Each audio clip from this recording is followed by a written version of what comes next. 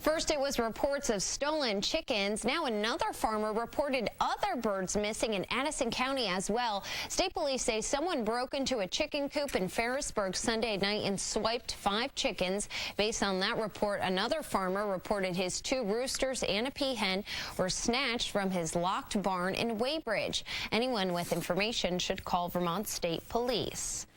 Well, would you drink a beer aged in an old missile silo? Big Slide Brewery in Lake Placid is doing just that. It's aging its Russian Imperial Stout in a decommissioned silo from the Cold War. The beer, aptly named To Russia with Love, launched last month. The brewer says the silo's consistently cool conditions, 25 feet underground, made it ideal to age the dark, robust brew. Interesting. All right, well, still ahead this morning, a judge sets a date for the sex assault trial for Bill Cosby and $1 million worth of pot plants found at one daycare. Well, strong words from the last president of Burlington College. Carol Moore is laying blame for the financial collapse of the school on former President Jane Sanders and the board.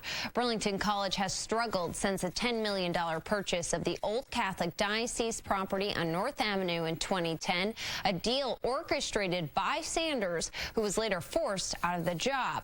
Now, in the August issue of the Chronicle of Higher Education, Moore writes to the editor saying that, quote, Burlington College's fate was set when its former board members hired an inexperienced president and 6 years later approved the imprudent purchase of $10 million piece of property for campus expansion. Moore further writes, who is to blame for this appallingly inappropriate business deal? Perhaps a board that steered clear of the tough questions which needed to be asked, or a bank in the state of an influential senator, a senator, as it turned out, with bigger ambitions. That last remark, a reference to Jane Sanders' husband, Bernie Sanders, and People's United Bank, which issued the loan for the diocese property. And speaking of Bernie Sanders, he's in the clear when it comes to his campaign finances. A Vermont Republican Party official had asked Attorney General Bill Sorrell to investigate a possible violation at issue whether an email Sanders sent asking his supporters to contribute to Chittenden County Senate candidate Chris Pearson violated campaign finance law. Sorrell announced that letter was legal. Both presidential candidates will be in New York tonight to address national security. Hillary Clinton and Donald Trump will appear on stage at separate. Authorities say someone broke into a coop on Old Hollow Road and swiped 5 chickens. Investigators say the birds were taken overnight and predators have been ruled out. Anyone with any information should call police. Well, for 3 weeks, people in Milton have been joining forces to bring a family's dog home. Coming up. All right, but first, on a much more serious note, we're following some breaking news from overnight. A man was killed at the Champlain Valley Fair. Let's go right to Melissa Sheketoff, who's outside the fair this morning. Melissa, what do you know? In Claremont, a thief allegedly wanted cash so badly he broke down a wall. Scott Berry of Claremont is now facing a burglary charge. Police say he broke into Dusty's Cafe early Tuesday morning by breaking through the wall of an adjoining business. He allegedly swiped some cash and fled through that same wall. He denied the charge in court. Well, still ahead, creating the final rules on PFOA in Vermont in relief for upstate New York farmers stricken by this summer's drought. But first this morning, today, thousands of drivers with suspended licenses in Vermont could get back on the road. The statewide driver restoration program starts today. The 3-month program offers a sort of amnesty to some drivers. It applies to those who have unpaid tickets prior to July 1, 2012. Those fines would be reduced down to $30 a ticket. Suspensions involving DUIs or those involving commercial vehicles do not apply for this. All right, well, it is back to school month, and we're continuing to feature different schools throughout the state. Yeah, Melissa Sheketoff is at the Allen Brook School in Williston. Melissa, what are you learning this morning? Really working well, or just have questions to do with the technology. Now, you bring your computer home every day. What do you use it for? Everything. Like, I use it for my emails, to check on like what homework assignments I have, to get in touch with my teachers and stuff.